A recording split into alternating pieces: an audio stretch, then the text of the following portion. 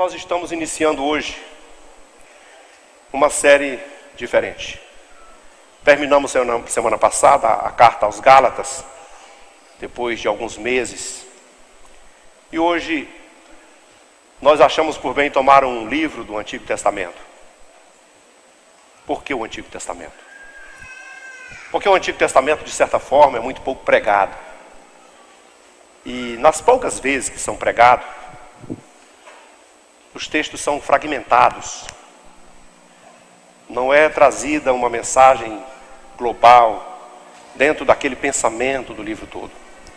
Como nós gostamos sempre de seguir a série, ler o livro todo, pregar a mensagem inteira, de tudo que era do raciocínio do profeta, ou de qualquer outro escritor do Antigo Testamento, ou do Novo Testamento, então achei por bem que nós poderíamos retomar isto e fazer com que essa mensagem chegue aos nossos corações. Por vezes, várias vezes nós tomamos os mesmos livros, mas o Senhor sempre renova as suas mensagens. A palavra do Senhor todo dia se renova, o Senhor sempre tem uma coisa diferente para o nosso coração. Mas uma das razões pelas quais eu escolhi Malaquias também, é por causa da temática de Malaquias. É o assunto que ele se propõe a trazer como o maior de todos os desafios para a igreja contemporânea. Parece que quando eu olho para o texto de Malaquias, eu sinto que ele está aqui no nosso meio, pregando nos nossos púlpitos. E atingindo exatamente onde nós estamos falhos e vulneráveis. Malaquias tem um assunto que muita gente, pouca gente até conhece, tem pessoas que até pensam que o tema de Malaquias é dízimo. E aí então, por causa de Malaquias 3:10, todo mundo só fala em dízimo em Malaquias. Mas Malaquias quer tratar conosco a respeito do culto a Deus. E o culto a Deus, diga-se de passagem, é uma das coisas que tem mais sofrido nos últimos anos. A igreja do Senhor Jesus, e eu não estou falando da nossa denominação, mas a nossa também está incluída. As diversas denominações, assembleianas, batistas e tantas outras, estão deixando se levar cada vez mais por um culto apático e sem qualidade espiritual. Quando eu olho para essa questão do culto, eu me lembro de Acás, um rei de Israel, que certa vez foi à Síria visitar o rei da Assíria que lá estava. E quando chegou lá, ele encontrou um altar diferente. Parecia um altar muito bonito, chamou-lhe muita atenção, apesar de ser um altar pagão. Acás então olhou para aquele altar e disse: mas está aí uma coisa boa que eu não tinha visto. Esse negócio é bacana, muito mais bonito que o nosso. Olha, depressa aqui, fotografia, desenha isso aqui para mim, faz alguma coisa, escreve isso aqui para mim e manda lá para a nossa terra, porque quando eu chegar lá eu quero que o nosso sacerdote tenha feito, providenciado um altar igualzinho a esse. E aí então, quando Acás voltou à sua terra, o novo altar estava pronto.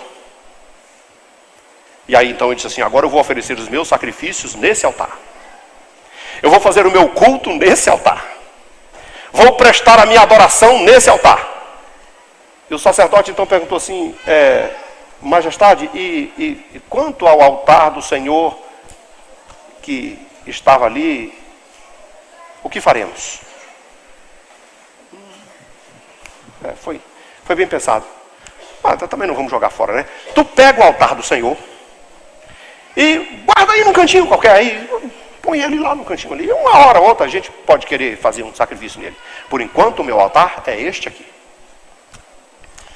Bom, quando eu olho para essa lição lá do passado, eu fico pensando uma coisa. Não são poucas as nossas igrejas do século 21 que abandonaram o verdadeiro altar do Senhor, que deixaram de fazer cultos verdadeiramente genuínos para o Senhor e estão fazendo cultos pagãos. Para vocês terem uma ideia, todos os cultos pagãos estão disseminados em todas as nossas denominações. Antigamente, a gente apontava as heresias que estavam lá fora, e agora elas estão aqui dentro dos nossos púlpitos. Elas estão nas nossas músicas, nos nossos instrumentistas, nos nossos corais, eles estão em todas as camadas do cristianismo. De repente, a ADGO recebe uma visita especial. Em pleno século 21, o profeta Malaquias vai dizer para você: Vamos fazer um culto diferente. Vamos mudar esta visão do culto e vamos fazer um culto verdadeiramente ao Senhor. Mas quem é esse profeta? Esse profeta Malaquias não tem nada escrito assim sobre ele. Nós não vamos encontrar muitas histórias a seu respeito. Há até quem diga entre os maiores estudiosos que ele não tem uma identidade pessoal, que ele não é uma pessoa, que ele é só um título, porque a palavra Malaquias significa meu mensageiro. Então seria a mesma coisa que diz assim: palavra do Senhor que ele entregou para Israel por meio do meu mensageiro. Aí isso vai divergir de muitas coisas. Mas eu também quero chamar a atenção de vocês que muitos títulos, muitos nomes pessoais lá no Antigo Testamento tinham muito a ver com a personalidade daquele homem que estava pregando. Eu, particularmente, penso que Malaquias é uma pessoa e que foi chamado por Deus de meu mensageiro para entregar esta mensagem a Israel. Nós precisamos conhecer esse homem de Deus, que vem falar de um assunto muito importante. Ele começa nesses versículos que lemos hoje falando sobre a eleição de Israel. Eu amo você, Israel. Mas antes disso eu quero lembrar vocês um detalhe. Você já sabe, que você já leu na história do Antigo Testamento, que um dia Deus mudou o nome, por intermédio de Moisés, Deus mudou o nome de Oséias para Josué. Lembrem-se disso. Alguma vez depois disso você ouviu Deus chamar Oséias? Não, ele é Josué. O nome dele mudou. Lá no Gênesis, Deus mudou o nome de Abrão para Abraão. Alguma vez você viu Deus voltar e chamar Abrão? Não, Deus só chamou Abraão porque Abraão é o seu nome. Pai de multidões. E todos os descendentes de Abraão nunca foram chamados de filhos de Abrão. Todos os descendentes de Abraão são chamados de filhos de Abraão. Mas Deus, por meio do profeta Malaquias, vai chamar os filhos de Israel aqui no livro de Malaquias de filhos de Jacó. O que será que aconteceu? Deus mudou de ideia, porque Jacó significa caloteiro, enganador, suplantador, cambalacheiro, sujeito que passa a perna no outro. E enquanto que Israel é príncipe de Deus e tantas outras coisas que estão muito mais para uma virtude celestial. Por que Deus mudou de ideia? Porque nesse contexto de Malaquias, o povo que se dizia povo de Deus, se procedia agora como filhos de Jacó. Por isso, Malaquias vem trazer um grande desafio para a nossa geração. Que nós possamos descobrir uma coisa: Deus nos ama. O amor de Deus está acima de todas as coisas. Mas só que hoje, nessas poucas linhas, que é apenas uma introdução ao texto, nós iniciaremos realmente a sequência nos próximos versículos a partir da semana que vem. Mas Deus começa trazendo sua mensagem aos contemporâneos de Malaquias, por meio do seu profeta, dizendo assim: olha Israel, ou Jacó, que Deus aqui não chama Jacó, não chama Israel, chama Jacó. Eu amo vocês. Você não acredita nisso, né? Parece que de vez em quando nós não acreditamos no amor de Deus sobre as nossas vidas. Mas Deus hoje se propõe a fazer uma coisa: eu vou provar a vocês que eu os amo. Você quer uma prova de amor de Deus? É preciso que Deus use argumentos ou lhe prove que é um Deus de amor? Pois então ele começa dizendo aqui algumas coisas que vai provar o seu amor. E a primeira delas, ele vai dizer assim: olha, Deus escolheu a Jacó e não escolheu a Esaú. Ou seja, amei a Jacó e aborreci a Esaú. Primeira coisa que você vai dizer: o amor de Deus aqui está exemplificado na escolha. Segunda coisa, ele vai dizer o seguinte: Deus restaurou a Jacó, porque tanto Jacó como Edom, filhos de Esaú, foram destruídos e dizimados e foram, como se diz assim, foram massacrados. Mas Esaú não existe mais nesse contexto. Edom não existe mais. Jacó está aqui. É uma prova de amor? se você quiser entender assim. E Deus agora vai dizer no final, só para desfechar o raciocínio de Malaquias nesse dia de hoje, ele vai dizer que Deus é Deus em qualquer lugar, tanto dentro dos termos de Israel, como fora dele. Antes de eu entrar nessa história de Deus amou a Jacó e aborreceu Esaú, eu quero explicar um pouquinho sobre essa questão de Esaú. Porque talvez as pessoas que olhem para o texto de Malaquias digam assim, então Deus fez uma acepção de pessoas, Deus amou um e odiou o outro. Desde quando nasceu, Deus já odiou um. Não foi bem assim. Quando você encontra lá Jesus falando no Novo Testamento, há várias expressões. Ele diz assim, olha, aquele que não aborrecer, é uma expressão. Aquele que não aborrecer pai ou mãe ou irmãos por amor de mim, não é digno de mim. Quem lembra disso? Mas quando chega um pouco mais no contexto, ele diz assim, aquele que amar mais ao pai, mais à mãe do que a mim, não é digno de mim. Aí parece que aí muda o sentido. O aborrecer aqui não tem necessariamente o mesmo sentido de odiar. Tem o sentido de amar menos. Porque se vai escolher um entre dois, um não será escolhido. E quando você vai escolher, você escolhe o quê? Aquele que mais te agrada. Aquele que é melhor para você. Aquele a quem você mais ama. Deus não está dizendo que odiou a Jacó desde o nascimento. Mas Edom foi perverso. Os filhos de Esaú foram perversos, eles foram odiosos. Quando Israel foi massacrado por Babilônia, eles ajudaram a massacrar, eles torceram pela derrota. Eles até disseram, bem feito, arrasa com tudo, acaba com eles. Eu quero ver a destruição deles. Ele se regozijou com isso. Quando Israel saiu do Egito, na companhia de Moisés, teria que passar por os termos de Edom. Moisés manda um mensageiro até o rei dos Edomitas. E Moisés chega lá com uma mensagem bem sensibilizada. Ele diz assim, assim diz o teu irmão Israel. Vou parafrasear, deixa eu passar por aqui. E a resposta de Edom foi, não.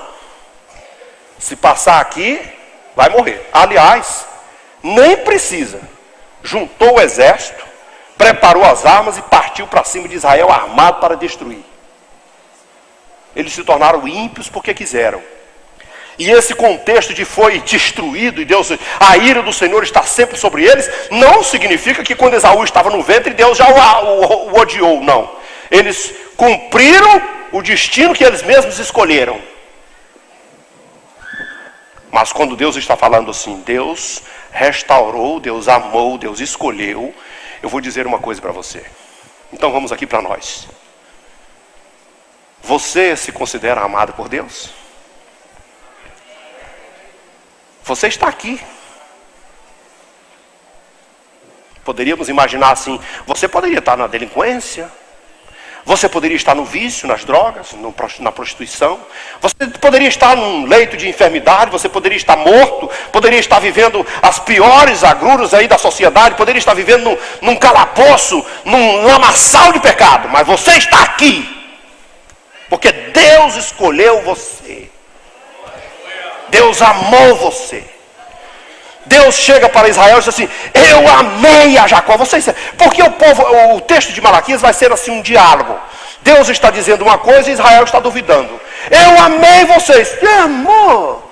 Eu não vejo onde tem tanto amor. Eu não sei. Em que foi que Deus nos amou? E aí ele te responde assim, não era Esaú e Jacó irmãos gêmeos? E por que Deus escolheu a Jacó e não escolheu Esaú? Por que Deus escolheu você e não escolheu o seu primo, sua tia, seu irmão, seu parente? Por que Deus escolheu você e não escolheu o seu vizinho? Talvez se tivesse escolhido seu vizinho, ele talvez até tivesse evangelizado você, o que você não fez com ele ainda. É preciso que nós reflitamos sobre isso e valorizemos a escolha de Deus. O que ele está dizendo assim, eu amei. O termo aborrecer aqui tem um sentido de amar menos. Por isso ele diz assim, eu amei mais a Jacó do que a Esaú. Eu amei mais a você do que o seu próximo, do que o seu colega de trabalho, do que o seu vizinho, do que o seu parente, do que o seu irmão, do que qualquer um. Porque você está aqui, foi escolhido, foi arrancado do pecado. Agora, a impiedade de Edom não se justifica. Todos os homens colhem aquilo que planta. Todo pecado tem suas consequências. E Edom cometeu pecados atrozes, Israel também. E Deus permitiu que todos fossem subjugados e fossem provados e fossem massacrados pelos seus inimigos. Mas parece que Deus ainda queria provar mais um pouco do seu amor. Amei você, esqueceu disso? Aí então ele fala sobre Edom. Ambos os povos, tanto os edomitas quanto Israel, foram destruídos por seus adversários por causa do pecado. Deus advertiu tanto para Israel. Deus disse: olha, Israel, por favor, não peque, não se volte para outros deuses. O profeta Jeremias, durante todo o período que foi pré-exílico, ele ficou insistindo antes do povo ir para a Babilônia: olha, vocês precisam ouvir. Deus deu mensagens confrontadoras e difíceis para aqueles homens de Judá, dizendo assim: vocês precisam reconhecer. Deus chegou a atentar para a reivindicação de Jeremias, dizer assim: nem ore por esse povo, porque eu não vou mais atender essa oração. Não recebo mais oração a favor de Judá, não vou mais atender, porque eles clamaram por Baal, eles ofereceram sacrifício para todos os outros deuses, então que eles vão atrás dos deuses a quem eles ofereceram sacrifício, que eles sirvam aos ídolos a quem eles amaram, que eles façam as suas orações aos ídolos a quem eles botaram tamanha fé. Agora eu não vou ouvir. Mas ouviu e atendeu e perdoou. Porque a sua palavra diz assim: se eu prometer um severo julgamento sobre um homem ou sobre uma nação que está vivendo impiamente, e disser: vou destruir, vou matá-lo, mas ele se arrepender e se vestir de saco e cinza, prostrar-se diante de mim, humilhado, eu me arrependo do mal que prometi fazer e não faço mais. É um Deus de misericórdia, é um Deus de amor. E ele fez isso com Israel. Eu amei você, Jacó. E vejam bem, quando nós estamos falando da palavra Jacó, nós estamos falando de alguém que está em pecado, de alguém que é enganador, de alguém que não tem um caráter tratado, de alguém que tem uma personalidade deturpada, de alguém que é egoísta e só pensa nele mesmo. E Deus amou você a si mesmo. E Deus amou Jacó a si mesmo, com todos os defeitos dele, não foi por acaso que Paulo escreveu isso na carta aos Coríntios, dizendo: Deus prova o seu próprio amor para conosco, pelo fato de ter Cristo morrido por nós, sendo nós ainda pecadores. Éramos seus inimigos, éramos rebeldes, estávamos fora dos seus princípios, desobedecíamos a sua palavra, mas ele nos amou. Não andamos segundo a sua vontade, não obedecemos os seus princípios, não lhe prestamos um culto verdadeiro, não o adoramos na beleza da sua santidade, não cumprimos as obrigações como cidadão, como pessoa honesta na sociedade, mas ele nos amou a si mesmo. Poderíamos dizer: então o Senhor, essa pergunta que Israel faz é até uma pergunta afrontadora: em que tem nos amado o Senhor? E muitos homens na cultura atual têm falado isso. Eu não vejo esse amor todo de Deus por mim, não. Eu estou passando por isso, eu estou passando por aquilo. Nós não conseguimos medir o amor de Deus pelo relacionamento com Ele. Sabe por quê? Porque as pessoas pensam que o relacionamento com Deus não vale nada. É só o que Deus faz e o que eu recebo, o que Deus dá e o que Ele não dá. O povo contemporâneo de Malaquias fazia culto, oferecia ritual, mas não tinha intimidade com o seu Deus.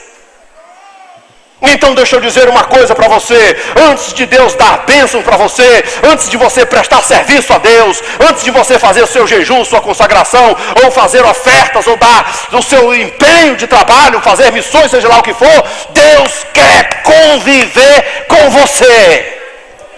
Ele quer ouvir você, Ele quer falar com você, Ele quer abraçar você, Ele quer ter intimidade com você.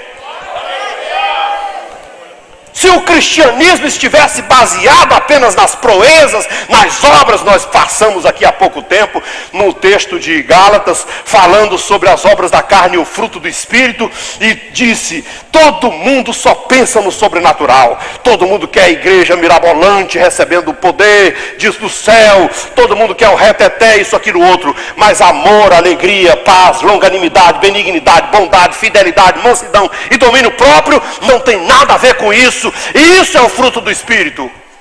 E é isso que Deus cobra de todos nós. É caráter, é temor, é responsabilidade, é postura, é amor, e não o sobrenatural. Eu amei a você, e eu provo que amo você. Sabe por quê? Porque você e os seus adversários foram destruídos, mas eles estão destruídos e você está aqui. Eu amo você, sabe por quê? Porque você e o seu irmão pecaram, você e o seu vizinho pecaram, você e a sua nação pecaram, mas eles estão destruídos e você está aqui. Porque o Senhor te arrancou de um lamaçal de pecado, de um charco de lodo, de um tremendal horrível, colocou você sobre uma rocha, firmou seus passos e colocou um cântico novo na sua boca. Você está aqui porque Deus te ama. Você não está aqui porque comprou, você não está aqui porque tem oferta, você não está aqui porque jejuou, você não está aqui porque orou a Deus, você está aqui porque Deus te ama. A sua salvação não foi comprada com dólar, com dinheiro, com oração, com jejum, com dedicação, com devoção, não. Foi comprada na cruz do Calvário com o sangue de Cristo que te amou. Ele te ama. E ele diz: eu provo que amo você. Você é meu escolhido. Você está aqui. Eu arranquei você de lá, e eu não fiz a mesma coisa com Edom. Eu não fiz a mesma coisa com os filhos de Esaú, mas com vocês eu fiz, porque eu amei. E eu quero que você agora raciocine, porque essa mensagem de Malaquias vai trazer uma série de reflexões sobre a nossa devoção, sobre o nosso culto, sobre a nossa fidelidade na hora de servir ao Senhor, na nossa adoração, nos nossos louvores. Como nós estamos servindo ao Senhor, como nós estamos cultuando a Deus. Mas uma coisa que Deus está dizendo e deixando bem claro para Israel, é que o amor que Ele tem por Israel, que nesse caso é filho de Jacó, não é correspondido. Não existe coisa mais sofrida no mundo do que amor não correspondido. E Deus está dizendo: o meu amor por Jacó não é correspondido. Eu amei você, mas você não ama a mim. Aí vocês dizem assim: mas talvez eu possa questionar, quem sabe até vocês diriam aqui, como eles, assim: oh, mas por que o senhor acha que a gente não ama o senhor? A gente ama sim, com certeza. Aí o senhor vai perguntar assim: com quem você fica mais tempo? Comigo ou com a sua televisão? Onde você passa o tempo mais íntimo da sua vida? Na minha presença ou na presença do seu computador? Quanto tempo nós conversamos durante o dia? E quanto tempo você conversa com seus amigos? Você fala que ama? Quando Jesus chamou a Pedro lá no Tiberíades, depois da ressurreição, ele disse: Pedro, tu me amas? E Pedro já tinha feito uma série de declarações sensacionalistas. Pedro já tinha feito a sua confissão dizendo: eu tenho fé. Pedro era do reteté, né? Já tinha feito aquela coisa: eu morro, mas não te nego. Mas agora Jesus perguntou assim, olhando no olho dele: você me ama, Pedro? Aí Pedro tremeu na base. E você que, talvez se você for olhar lá para os originais do grego, você vai descobrir uma coisa, que o ágape e o filéu têm sentidos diferentes, mas todos eles falam sobre amor. E Jesus perguntava no ágape: você me ama? E ele respondia no filéu: eu gosto do Senhor. Por isso Jesus perguntou de novo. Por isso Jesus comeu mais um pedacinho de peixe e conversou para ele, falou com ele, e depois disse para ele assim: tu me amas, Pedro? E Pedro falou: Senhor, o Senhor sabe, eu gosto tanto do Senhor. Ok, então vamos lá. Siga em frente. Come mais um pedacinho de peixe. Vamos conversar mais um pouquinho. Vamos andar mais juntos aqui na beira dessa praia. Aí Jesus pergunta a terceira vez. E nessa terceira vez, aí sim, Jesus fala assim: tu gosta de mim mesmo? Ó, o nível dele baixou. Aí a ficha caiu. Aí Pedro se prostrou e diz: oh meu Senhor, tu sabe que eu te amo. Agora tem ágape. Agora tem ágape. E agora tem responsabilidade. Então apacenta as minhas ovelhas. Você só pode ser abençoado quando você corresponde ao amor de Deus. Você só é usado, você só é chamado para um ministério profícuo e eficiente quando você corresponde ao amor que Deus tem a você. Deus está confrontando Israel e dizendo: eu amei você, porque escolhi você. Mas essa escolha não está sendo significativa para você. Eu chamei você de lá, mas você simplesmente achou que eu chamei você para ficar de braço cruzado. Eu chamei você, mas você achou que eu chamei você apenas para compor um rol de uma denominação qualquer. Eu chamei você, mas você está equivocado e pensa que eu chamei você apenas para você levantar uma das suas mãos no dia do culto. Não, eu chamei você para você me amar como eu amo você. Quero me relacionar com você, quero andar de mãos dadas com você, quero conversar dia e noite com você, quero abraçar você, quero sentir você perto de mim, quero estar perto de você. Isso é amor. É correspondido o seu amor por Deus?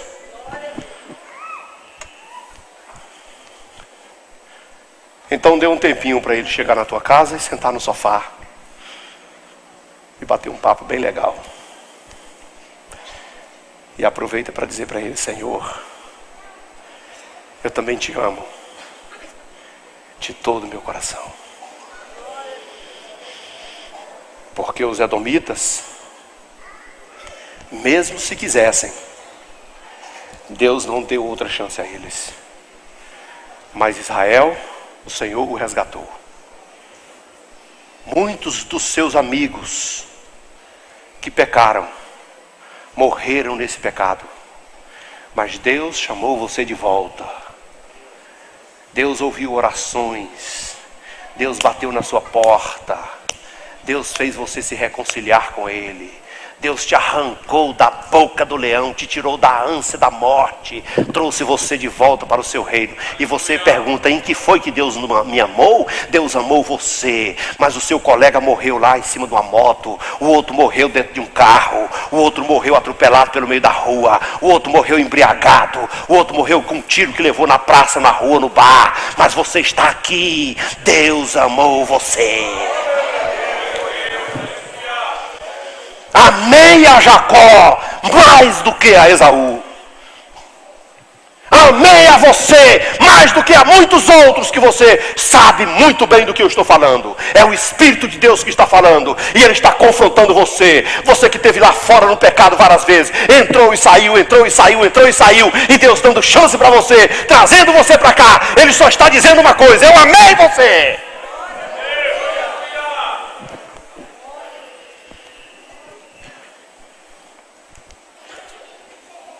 E aí então Deus conclui aqui na sua reflexão desse dia de hoje uma ideia de que Deus é Deus em qualquer lugar. E para isso eu vou contar uma história. O rei da Síria, Ben-Hadad, certa feita perdeu uma guerra para Israel. Levantou os seus homens, subiram na montanha. E lá em cima da montanha, entre espadas, Israel não era muito habilidoso na guerra, mas prevaleceu sobre eles. E os exércitos de Ben-Hadad voltaram à Síria meio frustrados. E infelizmente não foi possível, nós voltamos derrotados. E Ben-Hadad falou assim: eu sei por quê. Porque o Deus de Israel é Deus dos montes. Ele deve ter se lembrado das velhas histórias de Abraão no monte, Isaac, Jacó e de tantas outras. Ele deve ter se lembrado de algumas proezas que Deus fez sobre as montanhas. Deve ter se lembrado dos 10 mandamentos lá em Horebe, em tantas outras coisas. Deus é Deus dos montes. Mas nós vamos guerrear com eles nas planícies, e eu quero ver se ele vai dar conta com os nossos deuses. Então ele juntou todos os carros, todos os soldados, todo o armamento que tinha em mão. Mas Deus ouviu a conversa dele. E Deus falou assim: não se preocupe, Israel. Só porque ele falou que eu sou Deus dos montes, eu vou dar essa tão grande multidão na vossa mão. E o exército de Ben-Hadad foi dizimado por Israel em planície. Deus é Deus em todo lugar. E agora eu vou aproveitar para dizer uma coisa para você. Deus é Deus fora dos termos da igreja. Ok? Deus opera aqui dentro da igreja, mas opera também na tua casa, se você entregar para Ele. Deus opera dentro da igreja, mas opera também lá no seu trabalho onde você está. Deus opera dentro da igreja, mas opera lá na rua, por onde você anda. Deus opera dentro da igreja, mas em qualquer lugar onde você pisar a planta do seu pé, Deus também opera. Deus opera na tua igreja, no meio do teu povo, mas opera também quando você está no outro lado do mundo, de férias ou fazendo qualquer outra obra. Deus não é Deus que está limitado ao tempo, nem ao espaço, nem à geografia, nem a lugar nenhum. E Ele diz para Israel: e você vai ver que eu sou Deus. Você vai tomar conhecimento disso. Agora eu quero dizer uma coisa para você. É claro que a igreja é um lugar bom demais, eu gosto demais, é aprazível, é tão gostoso, comunhão, né? Uma das maiores virtudes, um dos maiores privilégios da igreja é a comunhão. É abraçar os irmãos, é terminar, é ver aquele irmão, meu irmão, glória a Deus, abençoe. E é uma coisa fantástica, uma coisa fabulosa. Mas olha, Deus cura lá dentro da sua casa também. Deus cura lá na porta do seu trabalho também. Deus cura lá dentro dos hospitais. E vou dizer, Deus cura e salva lá dentro das penitenciárias também. Deus está em todo lugar. Deus não está limitado a monte. Deus não está limitado a lugar nenhum. Porque a habitação de Deus é o meu e o teu coração. A mulher samaritana, naquele dia que encontrou-se com Jesus, naquele velho diálogo: Senhor, eu quero um pouquinho de água aí. E a mulher samaritana, o samaritano não gostava de judeu, ela olhou para um lado e disse: mas você é meio atrevido, né?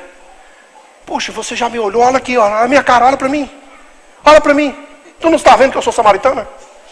Que ousadia, que atrevimento você pedir água para mim.